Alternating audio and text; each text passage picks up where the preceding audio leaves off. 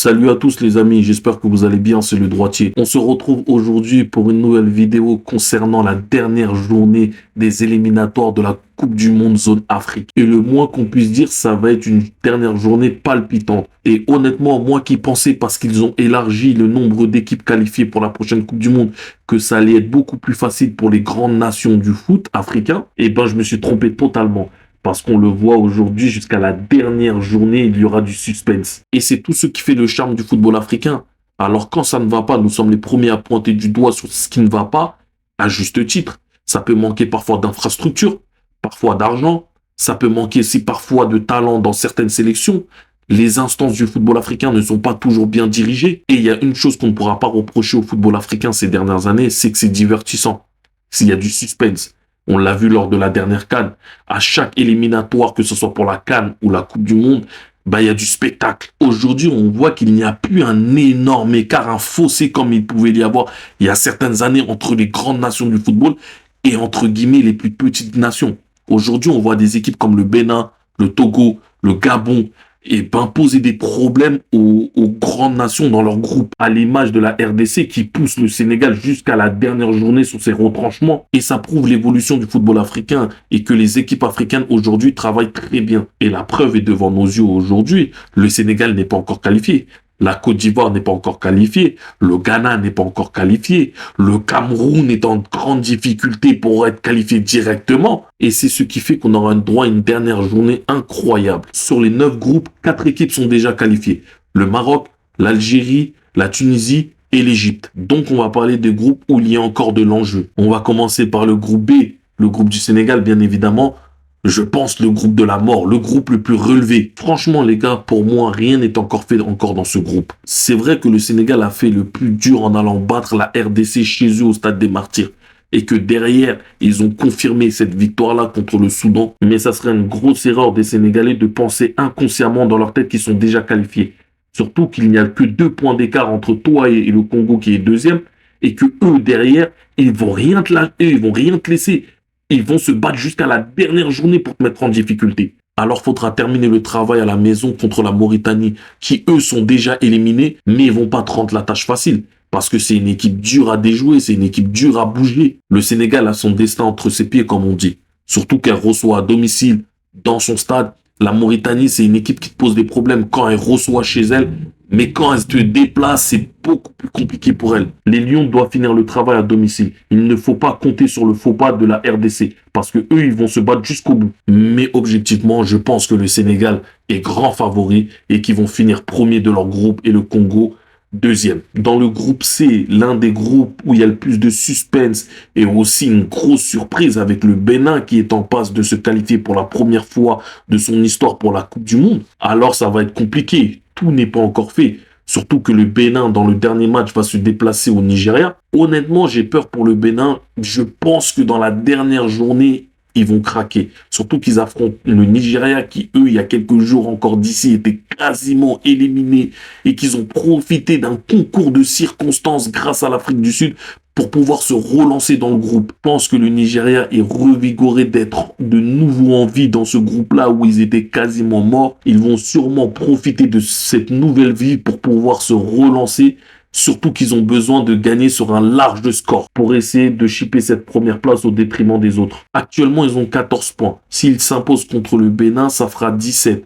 Et je ne pense pas qu'avec 17 points, tu puisses te hisser parmi les 4 meilleurs deuxièmes. Donc pour les Super Eagles, c'est soit la première place de leur groupe, soit rien du tout. Je pense que le Nigeria va faire le travail et va battre le Bénin. Mais battre le Bénin ne veut pas dire se qualifier pour la prochaine Coupe du Monde. Parce que l'Afrique du Sud est devant le Nigeria, est actuellement deuxième, et que eux, ils vont accueillir le Rwanda à domicile, et qu'ils ont toutes leurs chances de gagner. L'Afrique du Sud va faire le travail chez elle et elle va se qualifier pour la Coupe du Monde. Et le Bénin, malheureusement pour eux, je pense qu'ils vont finir deuxième et qu'ils vont certainement se qualifier en tant que meilleur deuxième. Dans le groupe D, le Cameroun est toujours en vie. Les Lions ne meurent jamais. Eux qui avaient besoin de 2 faux pas du Cap-Vert, premier de ce groupe, pour pouvoir toujours espérer leur chipper leur première place, donc la qualification. Il y a déjà un faux pas des Cap-Verdiens qui a été fait, car ils ont été tenus en échec 3-3 contre la Libye. Prochain match du Cap-Vert contre l'Eswatini, ils ont absolument besoin d'une victoire. Si match nul il y a entre ces deux équipes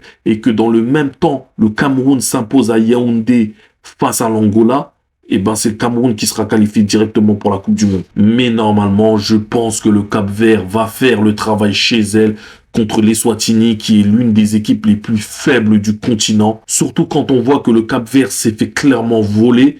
N'ayons pas peur des mots, face à la Libye qui a donné le score de 3-3 et qui les a empêchés de se qualifier. Et on revient encore une fois sur les instances du football africain, parce que l'absence de la VAR pour les éliminatoires d'une Coupe du Monde est un scandale. Et ça commence à devenir problématique. Mais bon, donc Cap-Vert premier et Cameroun barragiste. Dans le groupe F, la Côte d'Ivoire est dans la même situation que le Sénégal, quasiment qualifié. Elle a son destin entre ses pieds. Mais attention, le Gabon est toujours en vie.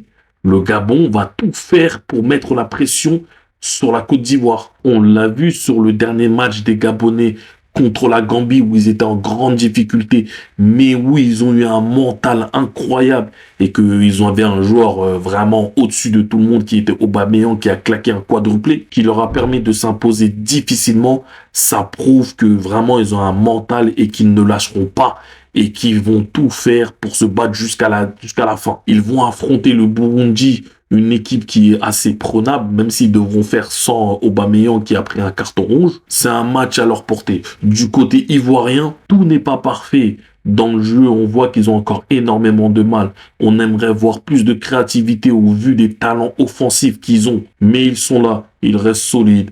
Ils enchaînent les victoires, à l'image de leur victoire 7-0 contre les Seychelles. Alors oui, les Seychelles est l'une des équipes les plus faibles aussi du continent, mais ils ont fait le travail. Et en plus, Emers Faé a pu se permettre de faire tourner en laissant quelques cadres sur le banc, comme Franck Kessié, Nicolas Pepe, Amad Diallo, pour pouvoir préparer le match contre le Kenya. La Côte d'Ivoire est largement favori et devrait terminer première de son groupe. Même s'il ne faut pas enterrer le Gabon qui est assuré déjà d'être barragiste. Et dans le dernier groupe qui est le groupe I, le Ghana qui est en tête de ce groupe, qui eux aussi sont quasiment qualifiés et qui affronteront lors de ce dernier match les Comores. Les Comores, malheureusement pour eux, qui sont déjà éliminés, ils ne seront même pas barragistes. Et les Ghanéens ont juste besoin d'un match nul contre le Comores qui est déjà éliminé, qui n'a plus rien à jouer.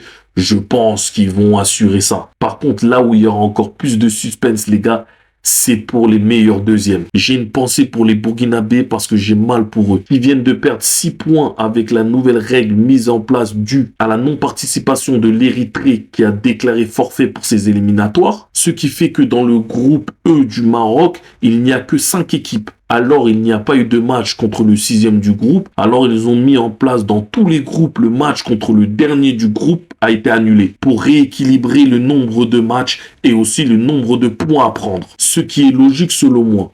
Parce que prenons le cas du Niger par exemple. S'ils veulent avoir une chance de se qualifier parmi les meilleurs deuxièmes, tu leur enlèves potentiellement 6 points.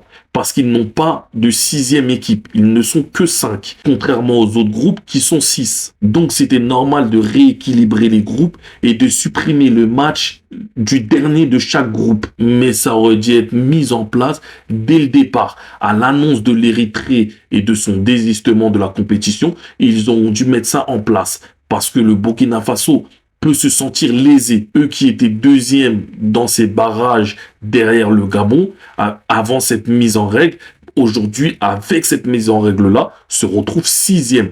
Donc, n'a plus son destin pour pouvoir être barragiste. Il y a certaines nations qui vont profiter de cette règle-là, comme le Niger et le Cameroun. Il y a certaines nations, pour eux, ça ne va rien changer, comme le Gabon. Et il y a certaines nations qui vont se sentir lésées, comme le Burkina Faso. Et même pour la RDC, avec cette règle-là, qui n'ont sont plus assurés d'être parmi les meilleurs deuxièmes.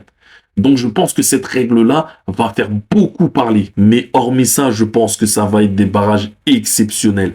Parce que quand tu as potentiellement du Cameroun, du Niger, du Gabon, du Burkina Faso, la RDC, ça va être très intéressant. Bref, en tout cas, on est impatient de voir tout ça. On se dit à très vite les gars. N'oubliez pas de liker, de vous abonner, d'activer la cloche. Et on se retrouve bientôt pour parler du football africain. Peace les gars.